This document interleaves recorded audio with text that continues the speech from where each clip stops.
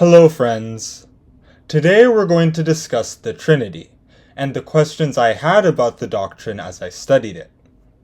Really, the Trinity is probably the hardest aspect of mainstream Christianity to understand. How is it that three different persons can make up a singular deity? Can Christianity even be called a monotheistic religion? However, there are three issues in particular that piqued my attention. So let's go through them together. The first issue is, how is the Holy Spirit a person? It's referred to as He sometimes, like in John chapter 14 verse 16, but Babylon was referred to as she in Revelation chapter 14 verse 8. Plus, Greek gave everything a gender, even tables and chairs. I did find instances of the Holy Spirit speaking, like Acts chapter 8 verse 29. But 3 verses earlier, it was an angel of the Lord that was talking to Philip. And the angel of the Lord spake unto Philip, saying, Arise, and go toward the south unto the way that goeth down from Jerusalem unto Gaza, which is desert. Acts chapter 8 verse 26. The angel of the Lord must have been speaking to Philip through the Holy Spirit, just like the apostles spoke to people whose languages they didn't know through the Holy Spirit in Acts chapter 2 verses 1 to 8.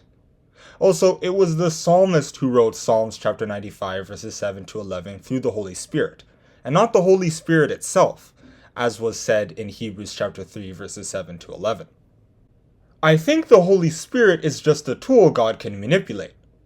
It was floating around in Genesis chapter 1 verse 2, it could enhance faith upon request, according to Luke chapter 11 verse 13, and it could serve as proof of Jesus' presence, according to John chapter 15 verse 26.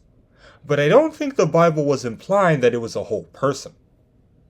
The second issue is how Jesus was uncreated.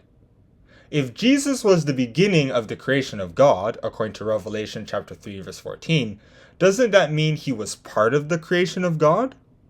Yes, Jesus existed before the world was created, according to John chapter 17 verse 5, but there must have been some point in which Jehovah was the only person in existence.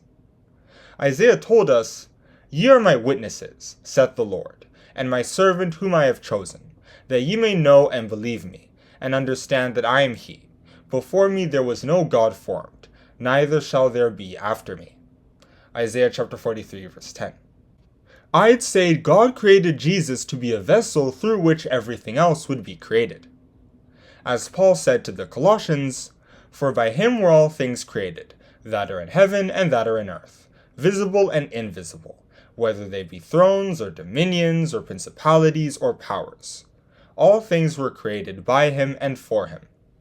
Colossians chapter 1 verse 16. Again, verse 15 says that Jesus was the firstborn of every creature, which means he must have been born himself. Thirdly, how can Jehovah be all in all if he is co-equal with Jesus? Isaiah said, To whom then will ye liken God? Or what likeness will ye compare unto him? Isaiah chapter 40 verse 18.